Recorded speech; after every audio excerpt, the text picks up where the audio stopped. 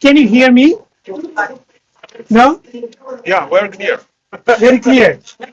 Because the microphone is not very good. So please come closer. I will try to shout. Okay. My name is Anil Misra from International Intergovernmental Hydrological Program of UNESCO. I'm very pleased to welcome you in this very important session from the International Year of Glacier Preservation 2025 towards International Decade of Action Cryospheric Sciences 2025-2034. Synergies and opportunities. As you know, glaciers provide immense water resources to many countries, to many downstream countries, but also upstream countries, but they are melting. And this is felt not only in terms of water resources, but also in terms of ecosystem services, in terms of heritage, in terms of livelihoods. So we need to understand the dynamics of melting cryosphere and how we can adapt to that situation. And considering this situation, Tajikistan took initiative in 2022, submitted a resolution which is approved by UN General Assembly, International Year of Glacier Preservation, next year, 2025, with the Glacier Day every year, starting from next year, 21st of March. So we have to, this has been recognized by the community, by the political community, but we as doers and thinkers from international agencies, scientific community, we need to provide them evidence-based suggestion.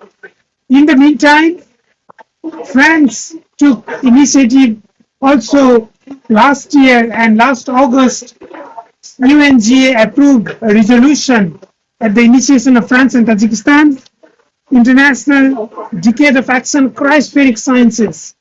So it will emphasize the need of science and scientific endeavors to provide science-based policy information. So we need to have some ideas what will be the milestone, not just celebration for the year or decade, but really what will be our milestone for monitoring system, capacity development, what are the milestone for mountain towers that Kazakhstan is so much interested?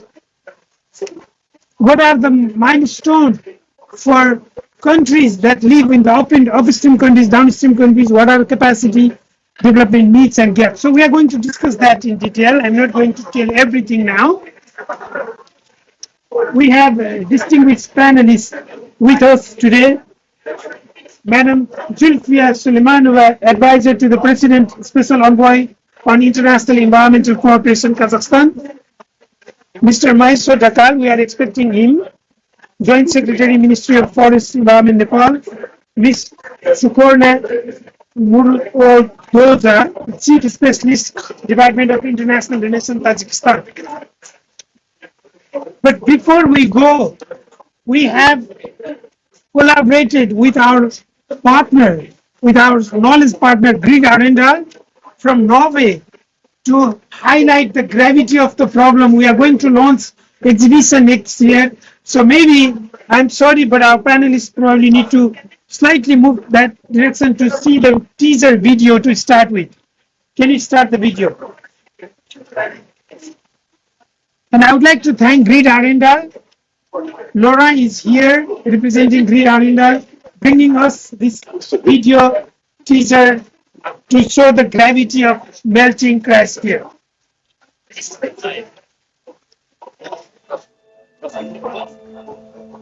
You've probably heard of the most famous UNESCO World Heritage Sites, like the Eiffel Tower, the Great Pyramids of Giza, and the Taj Mahal.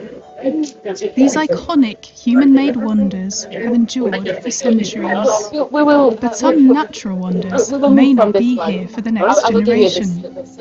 Did you know there are glaciers in some UNESCO World Heritage Sites and Biosphere Reserves?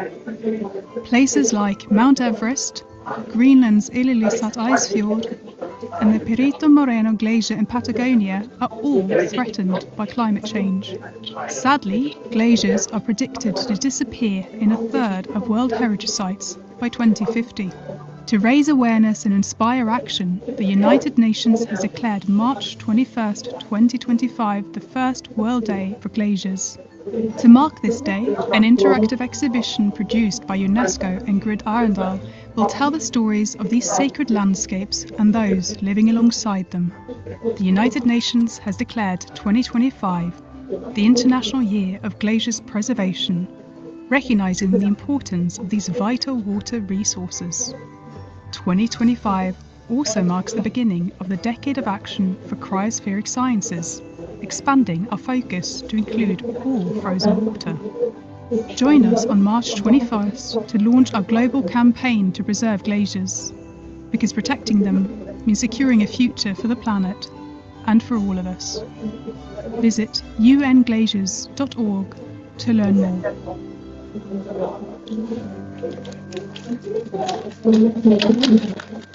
Thank you very much. Actually, this is our first launch of this video teaser. We are going to have exhibition next year. The full exhibition is in preparation with Grid Arendal, and we would like you to contribute as well in this endeavor. Okay. We are still expecting a panelist from Nepal. So in the meantime, we'll start after seeing the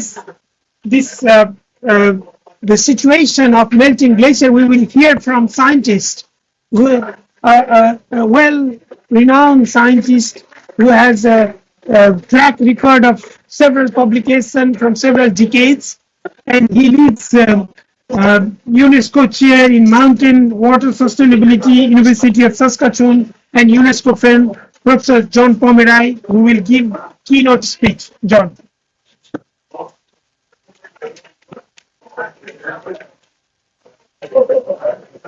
Let the slides up, please. Thank you so much, Anil. It's a great pleasure to be here at the Cryosphere Pavilion, probably the best located pavilion that we have in the area. I'm going to give you a bit of a taster of some of the issues and ideas without too much science, but maybe with a little bit of art to try to communicate some of the issues as we move from the glacier year to the Cryospheric Sciences decade. And the issues here. So we have a dire situation with mountain glaciers around the world.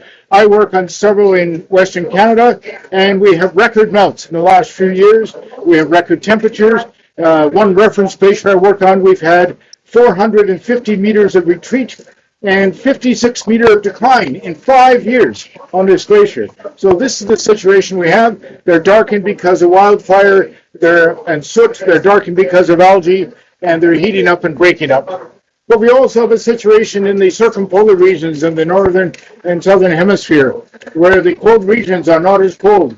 Our snow covers are declining, our permafrost is thawing, our sea ice is record low. Canada had wildfires last year that were themselves the fourth largest emitter of carbon on the planet. From these wildfires, we lost a tremendous area of the boreal forest. All this is happening and displacing indigenous people, and is ruining transportation networks and causing tremendous problems. So why did Tajikistan propose the International Year for Glaciers Preservation? They understood very well the rapid deglaciation and loss of mountain snowpacks and permafrost around the world, and the impact on local ecosystems, communities, mountain water, and the impacts on downstream water supply. We need to connect our mountain glaciers and snow and ice to the downstream breadbaskets of the world, so that people understand the loss of in the high mountains means the loss of food, hydropower, and drinking water for our communities. And this is about half the planet is in that situation. How do we preserve glaciers and adapt to deglaciation? These are difficult questions. We have to reduce greenhouse gas concentrations in the atmosphere urgently. We already know 1.5 degrees is too much. We've had a year of it, and we have this record deglaciation around the world. We can't go to 2. We cannot go to 2.5. And so this is taking urgent action, much more ambitious action than is occurring at this meeting, unfortunately. So I think our future is going to involve inevitably a large amount of deglaciation, and that means adaptation to deglaciation and loss of the mountain snowpacks associated with this. So we're crucial that we have the adoption of by the UN General Assembly of the resolution from Tajikistan to raise awareness of the critical role of glaciers, snow and ice in the climate system, and to look at the economic, social, and environmental impacts. We have a coordination mechanism, which is the UN Advisory Board, which I co-chair along with Dr. Carolina Adler of the Mountain Research Institute, and it is jointly populated by WMO and UNESCO for the Secretariat, with scientists from around the world in 4 task forces to implement the key aspects of the Glacier Year in 2025. It's going to be quite exciting. We outlined some criteria for success of the year. And if we can accomplish this, then we'll be smiling in December 2025. There's much to do to raise global awareness of the cryosphere is paramount to what we're doing, to increase collaboration, cooperation, and knowledge sharing across nations and across sectors on glaciers. New glacier preservation policies need to be advanced, shared, and adopted, contributing to national and international agendas. We need new scientific insights on the mountain cryosphere and deploying these in our mitigation and adaptation strategies. We need to make sure that there are new cryospheric initiatives fostered and implemented, and we need to increase global funding for mountain monitoring and managing through prediction and social engagement the impacts of the changing mountain cryosphere on societies in the mountains and downstream. So lots to do for 2025. So now, into the next thing. So one of the things that has come out of the discussions about the Glacier Year is a year is not enough. We need a decade, and we need to expand it beyond the glaciers in the mountain areas and elsewhere to the whole cryosphere, as really was the intention of the original year. So Tajikistan, working with France, proposed to the UN General Assembly a resolution, so why this resolution? Well, we have rapid melt and thaw of the global cryosphere in all its forms: glaciers, snowpacks, ice sheets, permafrost, sea ice, river and lake ice, seasonally frozen ground. We're losing all of that. This is the loss of permafrost in the Mackenzie River Basin that we projected to the end of the century over time. This is a very large river basin and indicative of the northward flowing rivers. This is the largest one in North America. You can expect similar for the ones in Asia. We have to look at the environmental, social, and economic impacts of the loss of the cryosphere and its impact on the freshwater and on the oceans and climate system.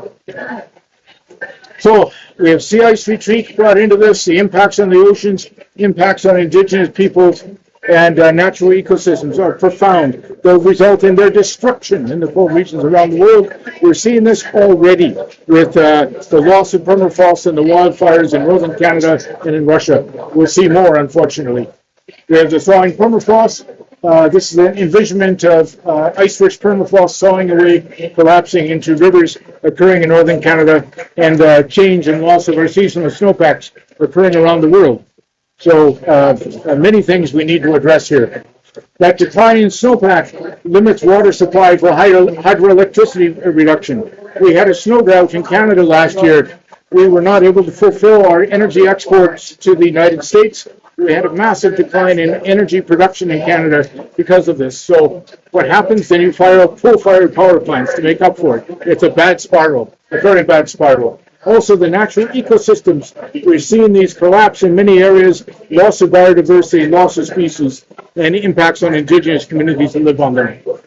So, fortunately, the UN General Assembly has passed this summer the resolution to create the Decade of Action for the Cryospheric Sciences to address the challenges associated with melting glaciers and changing cryosphere, and inviting UNESCO to lead implementation of this Decade of Action. A decade is what we need, and we need to turn this around by the end of the decade. So, some aspects of this, it will begin with the Year of Glacier Preservation, very, very good. It will wrap up with an International Polar Year at the end. Excellent. So we connect the two cold poles of the planet. We promote the importance of glaciers, snow and ice in the climate and hydrological systems. We will advance scientific and research activities in the circumpolar cold regions and high mountains, connect them by better understanding their forcings, their part of their role in the Earth system, and the consequences of cryospheric collapse on our communities, both in the cold regions and downstream. We need a multidisciplinary approach that integrates economic, social, and environmental impacts of these changes on our systems. And we'll need strong collaborative international efforts in order to come together to find these solutions for these problems, which will be some of the most challenging humanity has ever faced. Here are some possible scientific milestones for the decade, and just musing one night, what might we do at the end of 10 years that would be a good success? We need to comprehensively quantify the role of snow and ice in the global water resource and ocean systems and the impact of global heating on our future water resources. We can develop a global cryospheric monitoring system organized by river basins, organized by integration of surface and satellite, and bringing in indigenous knowledge and science and local community knowledge.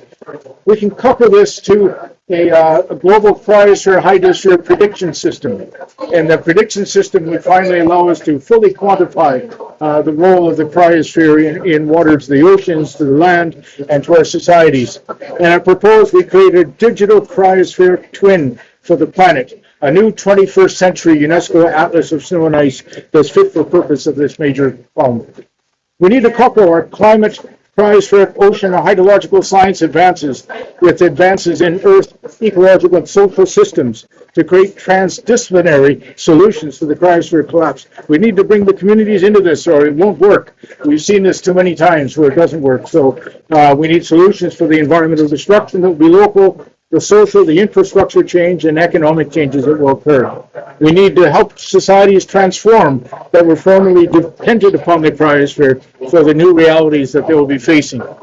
We need to find options for adaptation and risk management to address issues for food, the breadbaskets of the world that depend upon the cryosphere, energy production, the hydroelectricity, or cooling for nuclear power or whatever we're doing, transportation, so many large rivers or frozen ice roads are already impacted. In Canada, the Western Arctic could not be resupplied for 2 years in a row with barges because of the low flows on the Mackenzie River that we have. And winter roads are also not viable in the same communities. So we have the price of fuel going up 4 to 5 times and bankrupting communities in the Western Arctic. Water supply issues, again, for the growing human need for water supply downstream. We need to build capacity in the impacted communities and societies, greater scientific literacy of what's happening, fact-based policy options, more resilient communities, greater institutional regional capacity. And we need to find ways to achieve sustainability of fresh water, preserve ecosystems, have stable food and energy sectors while addressing global heating. Okay, 10 years, we have to.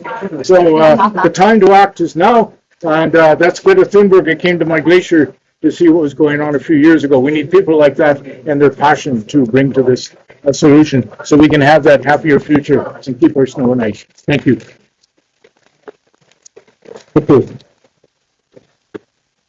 Thank you, John. We need people like John in every mountain region so that we will have research done appropriately. And thank you, John, for presenting. This is the first idea how we are going to go with the decade. He already wrote a chapter here. There was one slide, but he started from the digitization of cryosphere, the assessment, atlas, to water supply adaptation. So we need to fill from that one page, maybe 15, 20 page document. John, you have another task. So we will, and just to introduce you, John is a co-chair of International Advisory Board of International Year of Glacier Preservation. We have another advisory board member, Heidi, who will be in the panel, and Pam, she's somewhere hiding. She's also advisory member. Miriam is also leading the International Year of Glacier Preservation. So we have really the scientific community here. With that, since we have lots of work to do, I would like to go to Kazakhstan, which is bringing Mountain Tow Partnership. And we'd like to hear from Madam Zulfia Suleimanova, Advisor to the President Special Envoy on International Environmental Cooperation, how we can develop synergies and what you see the Mountain Tow Partnership can contribute to international year and the decade. Over to you, Madam. If I may send out. Good day, everyone. I'm very happy to be part of this very friendly and very nice community. Thank you very much for inviting me and giving me the opportunity to speak. And Pakistan was very happy to co-sponsor the resolution on the decade on cryospheric science. We are very happy. My journey into the cryosphere started back in 2020, I think. This is when our regional glaciological center, our glaciologists, they took me to the Cryospheric Glacier, which is we have been observing that glacier since the 1950s. And it was actually, to me, it was very depressing. I came back, I was very sad for several reasons. First, the glaciers are melting and you can really see that. And it's very difficult to comprehend it and to accept it. Second, I was very sad that we are not looking after our glaciologists that much. I was very sad about their salaries, about their promotions, and so on. I was really sad. I came back, I remember, and I said, we have to raise their salaries. That was one of the things. And although last year when I was minister, I was not responsible for glaciologists directly. I was responsible for hydrometeorological service. And last year I raised their salaries by 2 times. So it was, I still think that their salary is still very low, but it was still a raise. And the third thing that I thought was very sad is that there were no young people who are going into the science, unfortunately. I think because it's not because no one wants to go into that science, but because it's very difficult to do that job. And when you are not very well provided and your salaries are very low, it's very difficult to be passionate about this thing. So last year, I had the pleasure of attending one Polar Planet Summit in Paris. And to be honest, I was very, very inspired. What I was inspired about, I really saw such a strong community in the polar research. I mean, they had such amazing partnerships. They were working together. And I was thinking, how about our glaciers? Do we have similar partnerships? I heard about ICIMOD. I heard about a number of centers, about the amazing work that Tajikistan has been doing, other countries have been doing. But are we comparable in terms of the attracting financial resources, in terms of creating opportunities, in terms of creating this, the community about the glacial research? I was thinking about this, and we were also discussing that internally in Kazakhstan, because although we are in general very flat country, we do have mountains, we do have glaciers, and we do depend on them. About half of our water resources come from our glaciers. And the retreat of the glaciers is really impacting our water resources, our food. And yes, Kazakhstan is one of the food basket countries. Of course, that is going to be impacting not only our food security, but the global food crisis as well. So what we have been thinking, and we were discussing that with UNESCO since starting from this year, from the beginning of this year, Kazakhstan, our presidents, jointly with President of France, Emmanuel Macron, they jointly have proposed to hold this year one water summit, because we thought that there needs to be more political momentum around water issues. Yes, there is a political momentum around climate, but are we as vocal about water as we are about climate and so on? Because it is very important. So we started preparing for the One Water Summit, which is going to be in December in Riyadh. But while we were preparing for this big event, for our region, for us, we realized that water is about glaciers. These are very much indispensable. And our glaciers are basically our water towers. And our water towers, they are feeding 2 billion people of this world. So we started looking into this issue, and we realized that, well, there are several things. There are huge gaps in the knowledge and in the research that we are having. And the previous speaker was very, very eloquent. I don't think I will be able to repeat as well everything that was said, but we realized that there is a big gap in the knowledge, and definitely it needs to be filled in.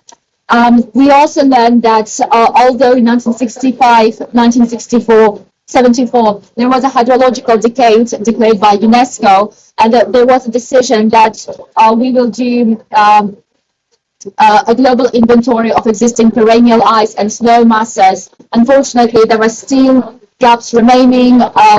There's still so much that needs to be done. And with that in mind, we actually came up with the idea to establish the Water Towers Partnership. The idea of this Water Towers Partnership is not to compete with the International Year of Glaciers or the Decade. It is basically a complementary, more action-oriented partnership. We hope to have other glacier research centers and think tanks. The idea about this partnership is to really try to unite the glaciologists and the researchers to really come together to identify what is the research that needs to be done, what we should be completing and accomplishing. That is one part. Second, how we can integrate the knowledge of the local communities who depend on the glaciers, how we can take this knowledge and put that into the use. And the third, of course, create opportunities for the younger glaciologists to really go into this science. The idea of this Water Towers Partnership is to really try to really identify what are the concrete, actionable outcomes that we can really deliver, and really try to mobilize the actions and financial resources around this idea. Because what we've seen, and we spoke with ICCIMOD actually in New York, I spoke with Isabella Koziel, we had a very good discussion. She said, I'm wrapping up, she said, the financial resources that are going into the glacier research compared to the polar research is 0.000 something percent. It's nothing. Yet we say that our glaciers is the third pole. So the idea of the Water Towers Partnership, and we will still be elaborating, and hopefully we will have all of you on board, and we can discuss with you and identify very concrete actions to really try to push this idea forward in terms of bringing more research, bringing more financial resources, really pushing the concrete research, really bringing young people and making the glacial research more attractive to all of them. So I really hope to have all of you on board. Thank you very much for giving me the opportunity. I'm really sorry for speaking too long, and talk to you later. Thank you very much, Madam. I will not summarize now because you said many things, but I can testify you have fantastic glacier, Chukchu Glacier. I've been there. It's monitored, continue to be monitored. I would like to check whether we have a panelist from Nepal. Mr. Maheshwar Dhakal, is he here? I don't see him. So we will go to Tajikistan, another champion country, which really took us to many international forefront by bringing UN resolutions on international water cooperation, international decade of action, and international year of glacier preservation. Can you please make a very succinct 5 minutes opening remark?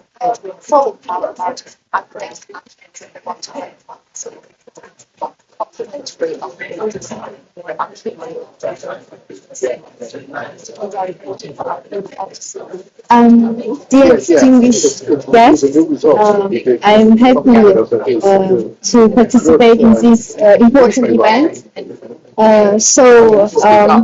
I want just to inform you about information of Tajikistan glaciers now. So as we know that 93% of Tajikistan territory occupied by mountains and 6% is glaciers, which are one of the main sources of water resources in Central Asia. At the same time, 60% of the region's water resources originate from the glaciers of Tajikistan. The repeat melting of glaciers as a result of climate change poses a serious threat to the process of ensuring favorable living conditions for the population and the protection of water resources. So water-related natural disasters this summer alone have caused hundreds of millions of dollars in damage to the country's population and economy. Unfortunately, there have also been human casualties.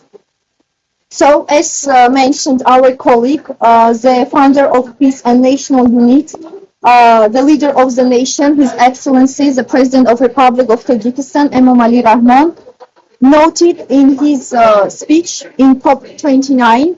We had the high-level meeting on 12 November, and he noted that importance of preserving glaciers and the need for international cooperation in this area.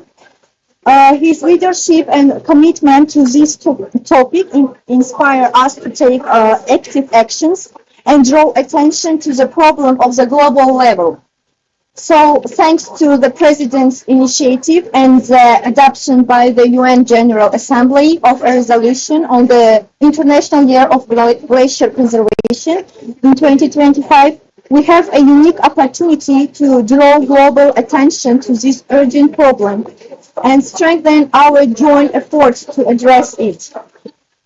As we know that behind of the positive picture, we also have negative. So unfortunately, Tajikistan is already facing serious consequences of glacier melting. Over the past decades, the number of glaciers in our country has decreased by 30%, which raises serious concerns about the future of water supplies and environmental sustainability of this region. These alarming figures highlight the urgent need to take measures to protect glaciers and mitigate the effects of climate change.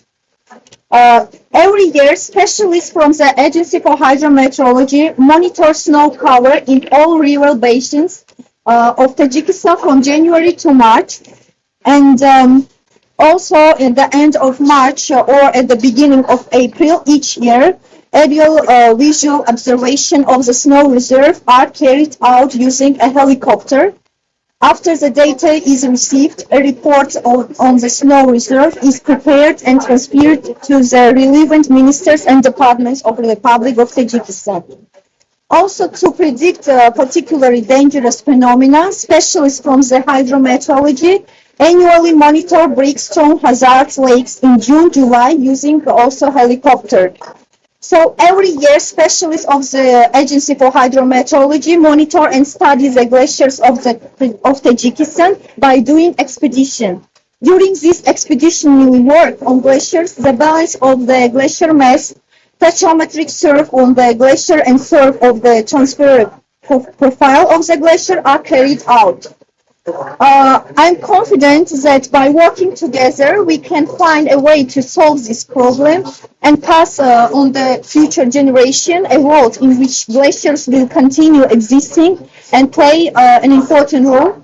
And also using this opportunity, it's pleasure to invite all of you to the international conference by theme on 2025 International Conference on Glacier Preservation, which will be held in the capital of the Republic of Tajikistan in Dushanbe.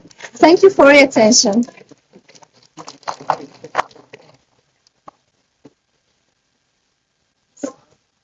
Thank you very much, Madam Murdzoda. With that, I would like to thank all the distinguished speakers here. And maybe we need to switch a little bit to make the panel space. Maybe our distinguished speaker go to the front line and then the panelists will come here. So I would like to invite Mr. Gianpaolo Balsamo, Director of Climate Infrastructure, World Meteorological Organization, and our co-lead and partner of UNESCO for the International Year of Glacier Preservation. We are always partnering with WMO. Pam is arriving soon from International Cryosphere Climate Initiative. Laura Trinot, our partner from Crete Arundel, expert mountain and polar groups, and David Potter from Lead Strategy Group Regional ICCI, and Heidi, our friend Heidi is a glaciologist and Deputy Secretary Arctic Monitoring. If I can see any detail from FAO. No. Okay. You're very well, Dan. Dear panelists, you have seen really the tremendous opportunity from International Year to the decade. And we have a picture painted by John. Of course, there was also artistic painting, but besides artistic painting, there were lots of ideas. And I would like to pose some of the questions, but you can also bring in the discussion. We have about 30 minutes to discuss. And I would like to start with our agency, United Nations Agency WMO, as we are partnering on this effort together. So, Giampolo, what are the current gaps in standardized monitoring of cryosphere as WMO is monitoring data and including snow, glacier, ice, permafrost? How can WMO collaborate with UN agencies, including UNESCO, and scientific institutions, member states to enhance development and implementation of effective and comprehensive cryosphere monitoring system? Maybe you can take 5 minutes. Thank you very much. So Maybe you have to come here. I come here is that the project method.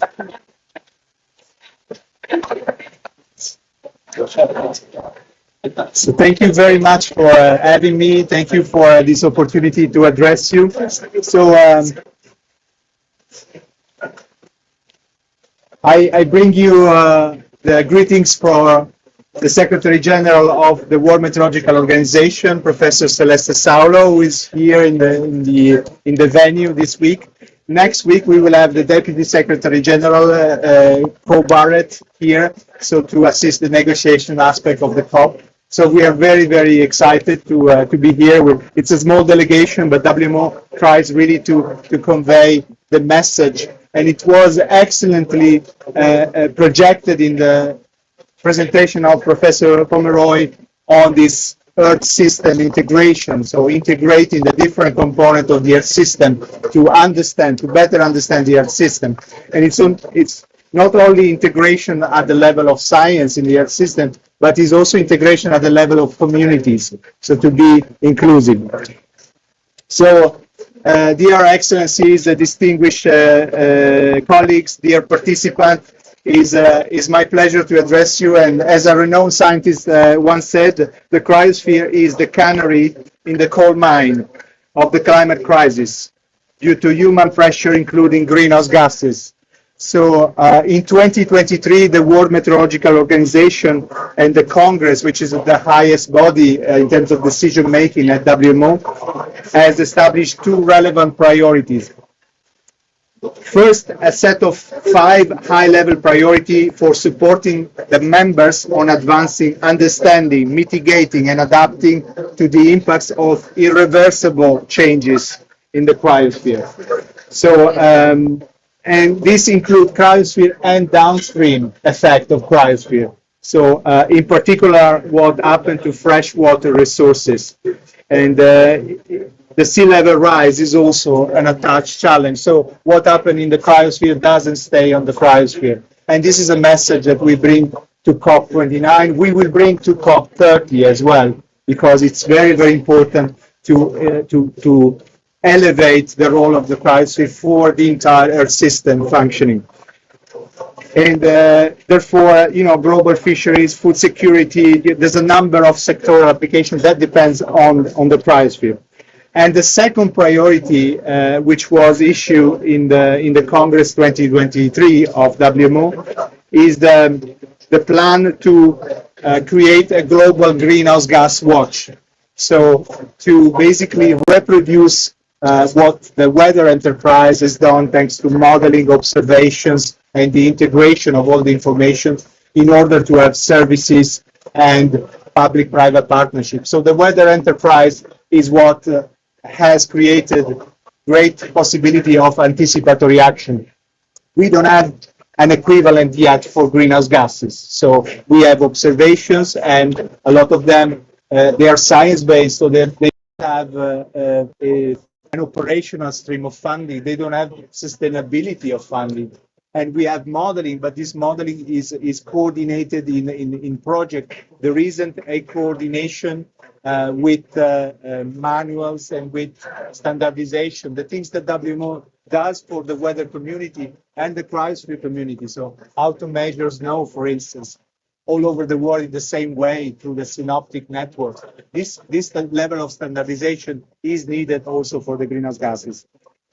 So these two priorities are very, very important. And the link between cryosphere and greenhouse gases is very evident in the permafrost, which is an area where we should, increase even further our attention. The permafrost is potentially one of the tipping point of greenhouse gases release.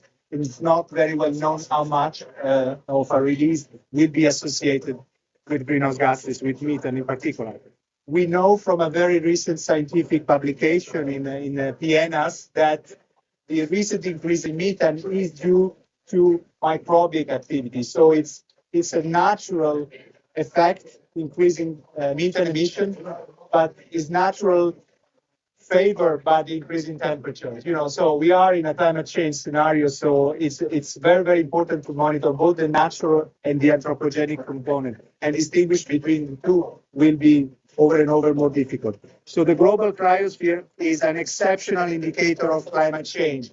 We have to use the information, for instance, under the Global Cryosphere Watch that the WMO supports with the help of a large number of experts. So under all climate scenarios, the warming of the atmosphere and ocean would cause largely irreversible change in the snow, ice, and permafrost. And so it is very, very important to isolate and to evaluate this risk to the society. And the ecosystem and the critical sector depends on that. And those effects will last for decades and centuries. So we are talking about irreversible climate change. We have to, insist on this component, how important is the cryosphere to avoid irreversible climate change. So the Greenland and the West Antarctic ice sheets and the permafrost region are at risk of crossing tipping points at the present level of global warming. So it has to be emphasized. And finally, a global warming of 2 degrees will cause the melting of permafrost with a large amount of emission. So countries situated at low latitude may be far away from the poles and glaciers, but they are facing potential consequences from the escalating dire and imminent threat of sea level rise. So connecting those is very important to improve the narratives. So mitigation, it's very, very important. WMO priorities on the cryosphere are underpinned by our engagement with the members and the international programs. So the systematic observation financing facilities, you have heard of it. So there is a financing facility to sustain systematic observation. And our director, Marcus Reiflich, is here. If you have chance, visit the WMO pavilion. It's an opportunity to meet the delegation. So sustained finance for observation is a reality. So much work is still need to be done, and the WMO is committed, really contributing to the international engagement. So there's a lots of programs and projects that we try to engage with. So my colleague, Dr. Rodika Nitu, that many of you know, is really, really proactively reaching out. So please do reach out to us because we really want to represent. So the force of WMO is really the expert and the national leadership in the cryosphere. So with that, I thank you very much for your attention. Thank you very much, Gianpaolo, for extending WMO's expertise in this international issue that we've been working together. I would like to move on. Pam, you've been very active on 1.5 degree ambition, 1.5 degree, but it seems 1.5 degrees off the track, and that will have consequences. How do you see countries, and what are the measures country needs to take? We have this opportunity of year and decade. Over to you for 5 minutes. Okay. Do you prefer that I stand or sit? Because you need to speak. You're doing that, yeah. Okay. I will project. Those of you in the back, please let me know if you can't hear me. So, number one, yes, we're exceeding 1.5 degrees, perhaps quite soon, but that doesn't place it out of reach. And that's probably the most important message. We're deciding to exceed 1.5 degrees. There are still pathways identified by the IPCC that would keep us within close to the 1.5 limit. I mean, if you want to get really specific, the pathways show going up to 1.6, but we could be down to 1.4 degrees by end of century. That's what those pathways show. But we're eliminating them very slowly one by one. So that's the first thing.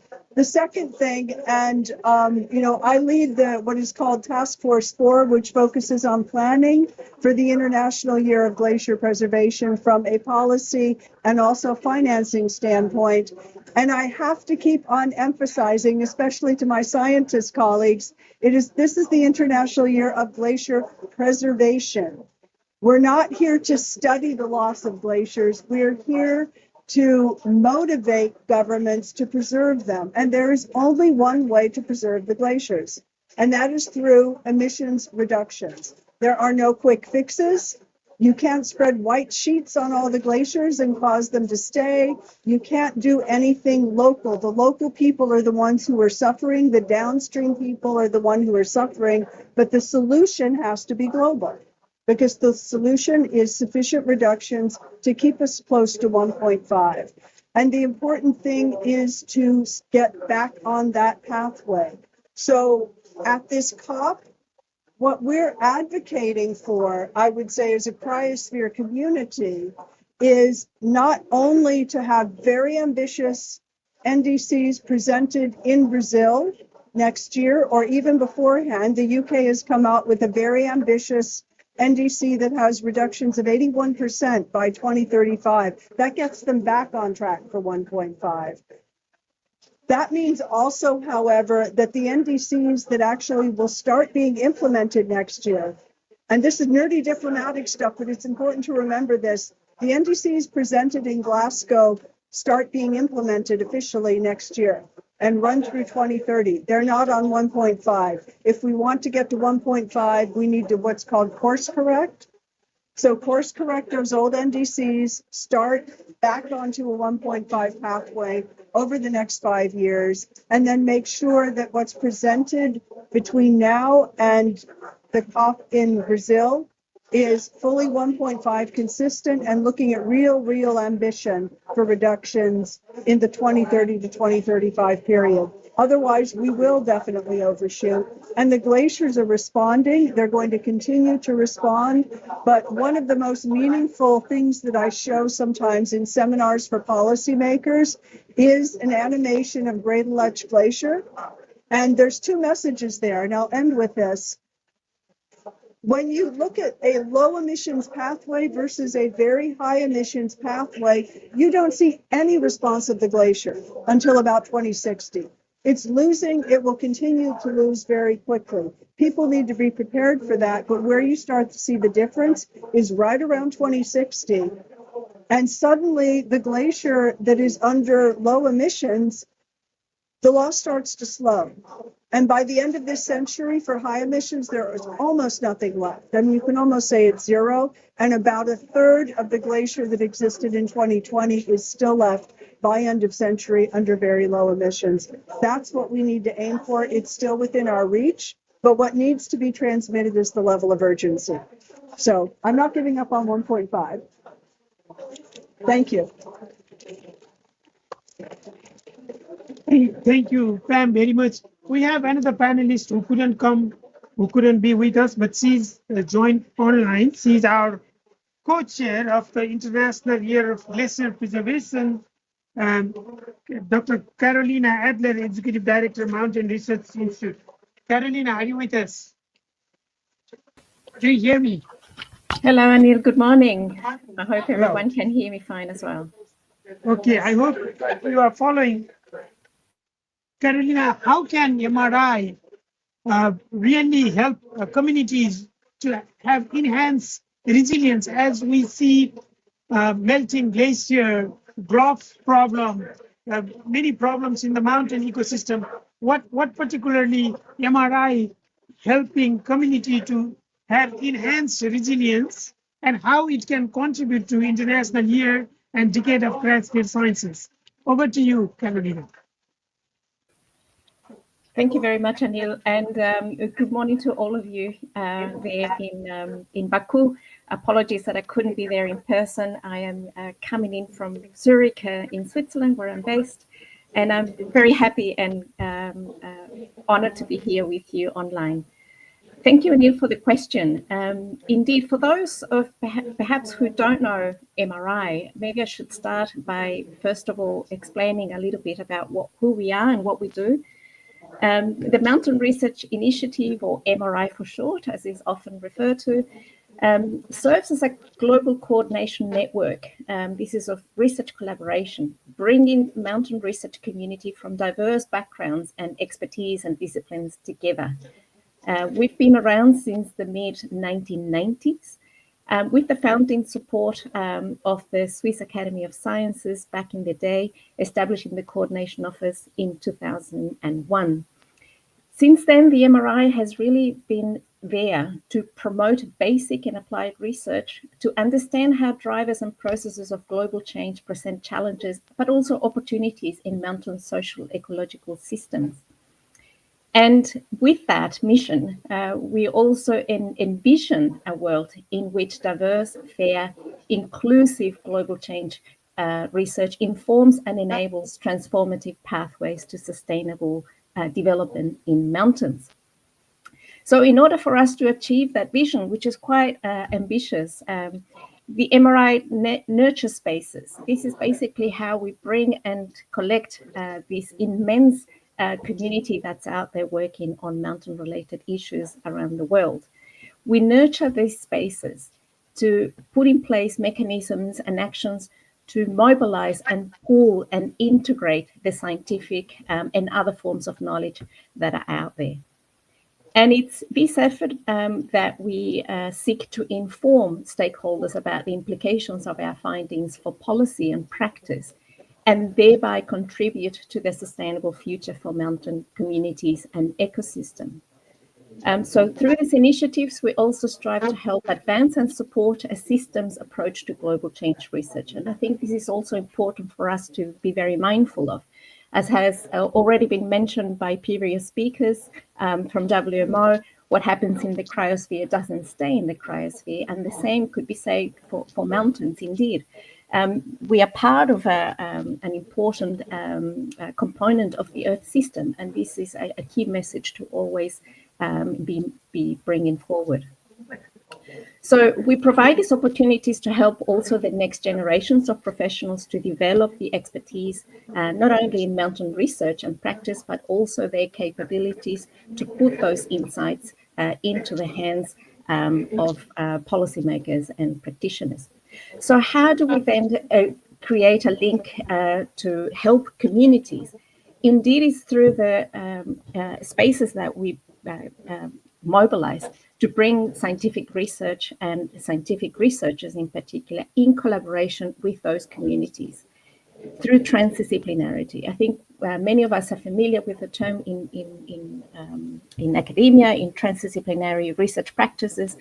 The main aim is to collaborate with the with the communities in place who have a particular issue, problem, or need that needs to be addressed, in which the scientific community can contribute, at least in part, to formulating those solutions.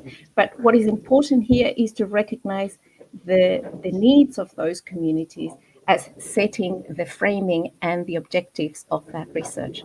So as you've pointed out, Anil, there are many challenges in relation to the loss of glaciers and cryosphere as well. We've talked about bluffs.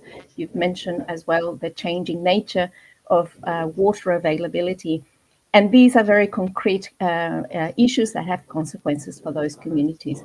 So by having them up front setting the research agendas is really important to make sure that the actions that we bring together have relevance on the ground. So that is one way in which we strive to make a difference in that domain. Now, your second question was, could you remind me again the second question? Carolina, if you could very quickly summarize how MRI can contribute to International Year and Decade maybe, succinctly in 2-3 sentences, please.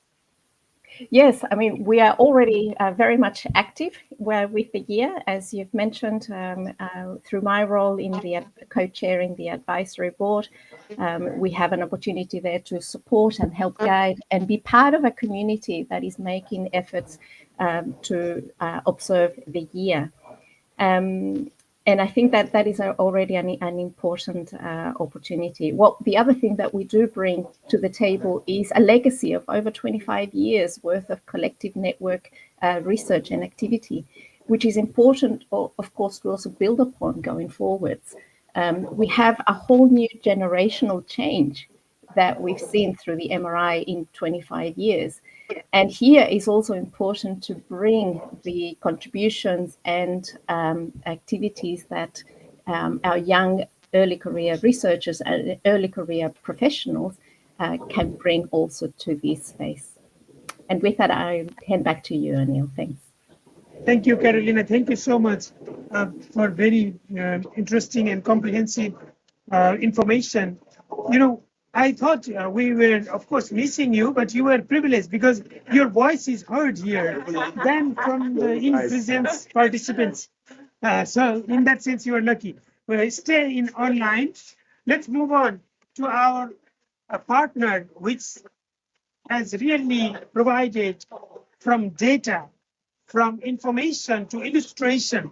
We work together for Andean Glacier Atlas, and the teaser that you have seen produced by Grid Arendal. And now, Laura, how do you see the opportunity to translate scientific information into illustration, into information that can reach out to policymakers in the context of international year, but also decade? What is the role of Grid Arendal? Can you make it less than 5 minutes, please? Sure. Oops. Thank you very much, Anil, for the opportunity to be here and speak today. So I might start with saying a few things about my organization. So Grid Arendal is supporting the sustainable development through communicating scientific information into action-oriented narratives. So how do we do that? So I think there's 3 main points that we can find essential. So the first, of course, is the importance of storytelling. So as we have seen, for example, glaciers can be found in rather remote places in the world. So you either have to climb a mountain really high, or you have to travel to high latitudes or low latitudes. So with this exhibition, we want to explain how it feels to be next to such a big amount of ice, how it is to live next to one, and also how it is to see it disappear, because this is what is happening. So we are gathering compelling photos, testimonies, scientific data to show that, and the idea is to convey also emotion. Because it's very important to talk to the people. So there's many examples around the world of people worshiping glaciers, also needing them for irrigation, for drinking, but also fearing them for many reasons. So to be able to relate to that and the importance to society, we want this exhibition to be as compelling as possible. So my second point is making the information accessible. So you probably heard of the saying that pictures speak louder than words, and it's the case for illustrations, for maps, for example, for graphics. A nicely designed map will always be more impactful and easier to understand than a big spreadsheet on the screen. So it's really important to make sure that the visuals and the message is heard. So I'm fortunate enough to work with an excellent communication team. We have photographers, we have videographers, we have animators, as we have seen in the teaser, and this is something that is really bringing emotion to the exhibition that we want to do. And as sometimes we also work with artists around the world. So in the first presentation, we've seen a lot of nice paintings that bring a lot of the message to the public and touches them. So that's the kind of emotion that we want to make sure that it goes through. But so, however, as individual organization, we can do only so much. So that's why we make sure that we have collaborative partnerships, and we value a lot of those.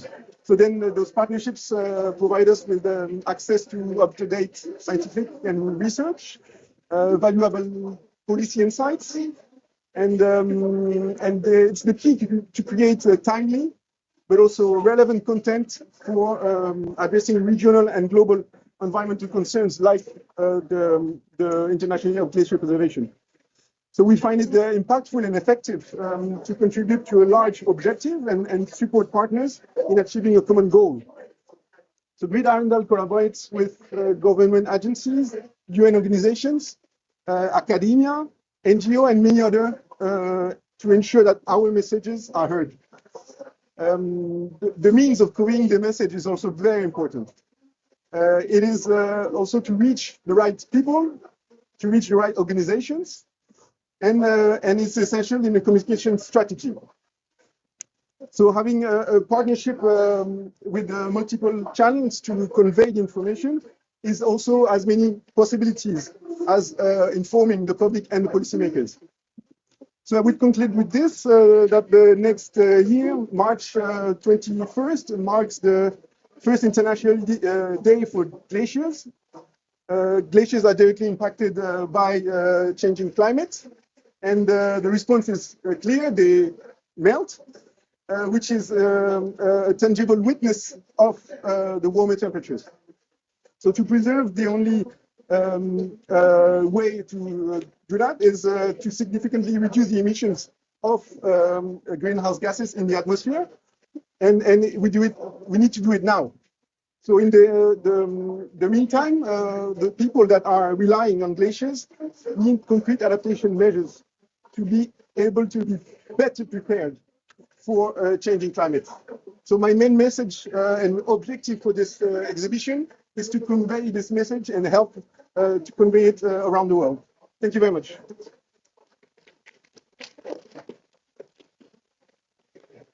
Thank you very much, Laura. I hope you will take some of the messages so that we will have a very nice and very attractive exhibition, which will go around the world because it will be digital. With that, we will move to ICIMOD. ICIMOD is a mountain institute. It is established by UNESCO. The constitution was written in Paris. So we are very honored and proud to have UNESCO with us today. And after hearing all these challenges, and particularly in the Hindu-Kush Himalayas, also with the geopolitical complexity, how ICIMOD can forward scientific frontiers in terms of our understanding of the hydroglaciological processes in the region, and how you can contribute to International Year and Decade. Over to you. Make it less than 5 minutes. Thank you very much. Right, I'm going to try and not shout, but speak loudly. I'm David Potter. I'm from the International Centre for Integrated Mountain Development, based in the Hindu-Kush Himalaya. We represent 8 countries that have territory in the HKH. I've got 3 points that I'm going to make, and then I'm going to stop. Engagement, science, and activism and awareness. I think these are 3 points I want to highlight. The first point, and it's, John, your presentation really made me think with this idea of a 10-year push. We need to engage on this issue as a community, but also more broadly. ICIMOD is doing that this year through the International Year of Glacier Preservation. In November, we are working with the University of Lapland's Arctic Centre to host the second interpolar conference in Kathmandu. We're also working with Tajikistan as a partner with them on their international conference on glaciers preservation in Dushanbe. But I think there's a broader point here, which is that there's political momentum here, and I think we need to build on that if we want to get progress. As Pam said, things need to move now if we want to make changes later on in the century. My second point is science. ICIMOD has been working hard to try and bring together scientific work in this area. And there are two key areas that I wanted to highlight. The first is the standardization of methodologies. Cryosphere monitoring methodologies need to be standardized across different regions and different organizations if we're going to be able to share that knowledge and get it out clearly in a format that can be understood and used by different scientists. Next year, we're releasing guidelines for standardized cryosphere monitoring. We're hoping this is going to contribute to this in some small way.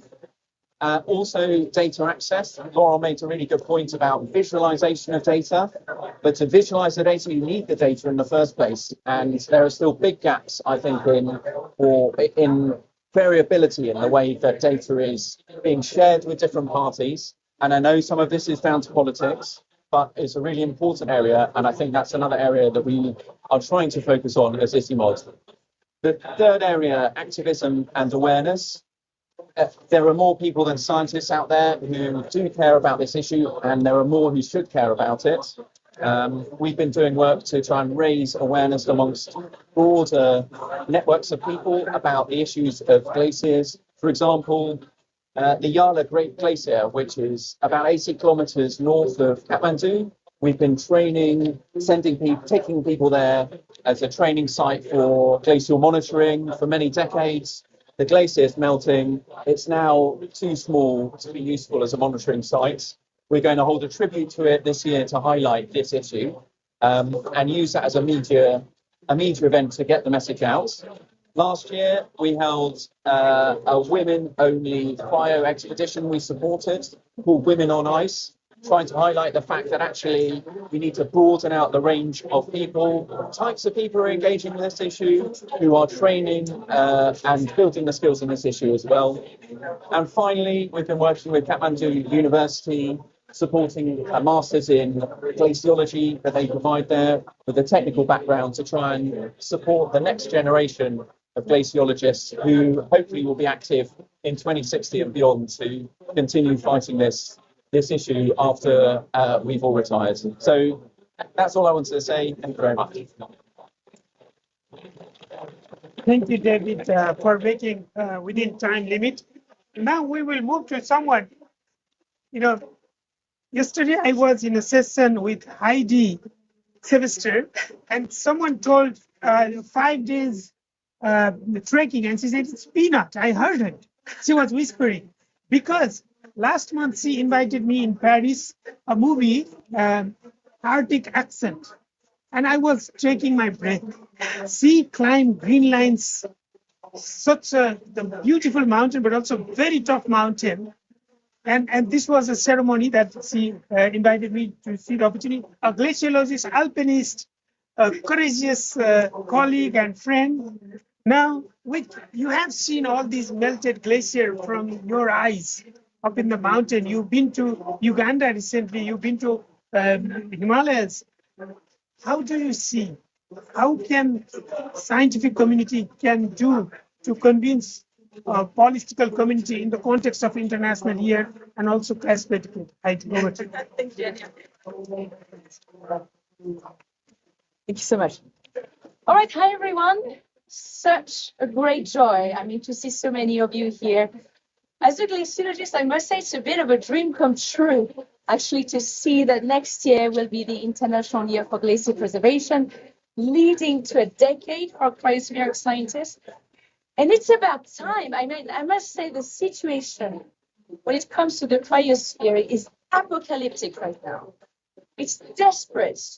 And as Dr. Pema from ICIMOD said the other day, these opportunities, we cannot miss them. This will make or break our cryosphere. And we absolutely need to make the most of these events. So as Anil explained, I had the chance to do a ton of fieldwork. I mean, this year I was in the Arctic, I was in Greenland, then I went to visit tropical glaciers. And I think it's extremely important, first of all, as it was mentioned, to recognize the work done by the local experts, the local glaciologists. I've been to countries where there are no glaciologists to study their glaciers, for example, in Uganda. But the local guides, the local communities, without them, we would have no idea what is taking place on these mountain ranges. And we absolutely need to not only help them, but to do a ton of capacity building, to continue monitoring these glaciers and to spread the word in these very own countries and regions about the importance of these glaciers. We need to inspire the youth to continue working on the cryosphere. In Colombia, for example, where I've been doing a lot of work, there is one glaciologist, Jorge Luis Ceballos, a tremendous gentleman who is about to retire. The last time I was with him, the main glacier he's been studying for decades disappeared from 1 month to another. And I was there with a youth, a young woman who is about to take over the monitoring work of the glaciers of Colombia. And I was really wondering what was going through her head. How can we make sure that we give her all the resources, all the support she will need to continue doing this work? So not only to value the tremendous work of monitoring glaciers, but we also need to value science communication. And science communication really starts with the local experts, the local scientists. At the moment, there is very, very little value given to doing outreach, to spending time to spread these messages. So we need to make sure we give funding to do that. We need to make sure we give time to do that, because scientists already work at 300% of their time. Usually, they don't have time, they don't have the energy to do outreach. But without this, we will never manage to preserve our cryosphere. We also need to make sure that we don't just talk about glaciers to say, oh my God, glaciers are beautiful, glaciers are important. This science communication needs to be empowering. We need to make sure that we always give calls to action. It's important to speak the right language. It's important to share emotions. But the end goal is to really encourage people to act. We should never, never forget this.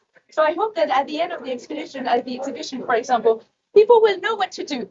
Whether they are bankers, whether they are policymakers or youth, they will have a to-do list and they will know exactly where to start. So speaking of solutions, and I will totally echo what Pam was saying at the beginning, we know what works when it comes to preserving the cryosphere. It's not covering glaciers with plastic sheets, maybe in really tiny, tiny ski resorts, but no, we cannot cover the cryosphere with plastic sheets that will pollute these really precious ecosystems. We know we need to decarbonize. We know how to do it. But I think what's really key when we talk about decarbonizing, we need to insist on the co-benefits of decarbonizing. Not only is it good for the air quality, which is a big topic here in this country, it's good for the water quality, it's good for energy independence, it's good for national security. I mean, it's good on so many levels. So I hope that when we talk about decarbonization and greenhouse gases, we always accompany these messages with all the co-benefits that come with them. And then we'll finish with a big event that will happen actually in my very own country. So I'm excited about this in France. Next year in June, we have the UNOC, the UN Conference for the Ocean. And we also need to use this opportunity to share messages on cryosphere. And a little birdie told me that there will be actually a pavilion focusing on maybe glaciers or cryosphere or the polar region. So let's make the most of this platform to continue hammering these messages down. So I hope to see you in Nice, maybe in June next year. And I'll stop right there. Thank you very much. Thank you. Thank you, Heidi, bringing all those messages. You know, I thought of having interaction, but I thought because our sound system provides opportunity from the remote participant to provide more observation in a way that we can listen together, I would like to invite my colleague, a young youth, passionate bioengineer, Annelies Mertens, to provide key messages of this session. Annelies, you have the floor. Thank you, Anil, and thank you everyone for all your insights. My name is Annelies Mertens. I'm working with the Intergovernmental Hydrological Program of UNESCO, and I'm happy to share today virtually a quick conclusion and some key messages from the discussions. So starting with the first panel, which shared valuable insights in how the countries of Tajikistan and Kazakhstan are confronted with the realities of glacier retreats. In these countries where up to half of the water supply comes from glaciers, their loss has immediate consequences for drinking water, but also for food production. We got witness statements on how glacier-related natural disasters have raised high costs and human casualties in their countries. But we also heard about efforts to integrate scientific research with local and traditional knowledge, to set up monitoring systems to increase resilience for vulnerable communities, and to inspire youth and young scientists to contribute to glacier research. Our second panel focused more on the broader themes of scientific collaboration, policy integration, climate mitigation, and community involvement. We discussed the need to address current knowledge gaps, the potential of science, data, research, monitoring systems to address these gaps. And the discussion also highlighted the urgency of both climate adaptation measures and mitigation efforts, as the impacts of glacier melt are intensifying. I clearly heard that we shouldn't give up on that 1.5 degrees limit. So yeah, from this discussion, I want to underscore 4 critical messages.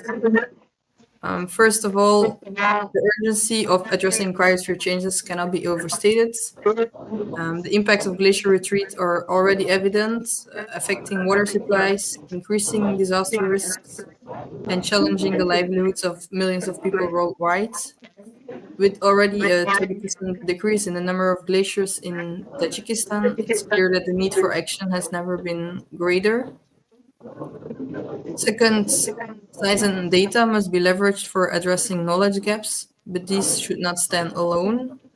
Successful adaptation strategies require the collective efforts of researchers, but also policymakers and definitely local communities working together.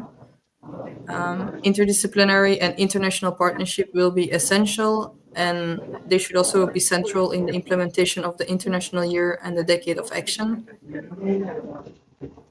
Further, these partnerships are also key to scaling up effective solutions. No single country should address the challenges alone. And yeah, some stories shared today, from regional collaboration in the Hindu Kush Himalaya to international partnership, those highlighted the power of collective action and effective coordination. The solution needs to be global. And finally, local and community engagement, including youth, is vital, and scientific knowledge needs to be made accessible. So within this context, effective communication is essential to bridge the gap between science and action, to raise awareness, to engage communities, to inspire policymakers, and most of all, create a sense of shared responsibility. So ending my quick conclusion and my intervention here, as a session coordinator, I also want to thank all panelists for participating, and also everyone in the audience, both in presence as online, to attend this session. And we look forward to further engage and partner with you in the implementation of both the International Year and Decade of Action. And we hope to use this opportunity to raise awareness and generate momentum in understanding the significance of glaciers and the cryosphere. Thank you again, and back to you, Anil. Thank you, Annelies, for summarizing. And with that, I would like to say one thing and then thank everyone. We will continue this discussion. We have another event on Monday, 3 to 4:30 inside event 1, which is the big room. Please come forward. We need to continue this discussion. With that, I would like to thank everyone, and Annelies was working very hard with the cryosphere, with all of you. So thank you so much. We'll continue after tomorrow's break. Discussion on Monday. Thank you very much. To say for anybody interested, at 5:30 there is an event at the Italian Pavilion on mountain and glaciers, organized at the Italian Pavilion, 5:30. Thank you so much. Thank you. I make a suggestion. If you open this laptop connected with Zoom here, the speaker could stand here and talk to Zoom here, and it would come out over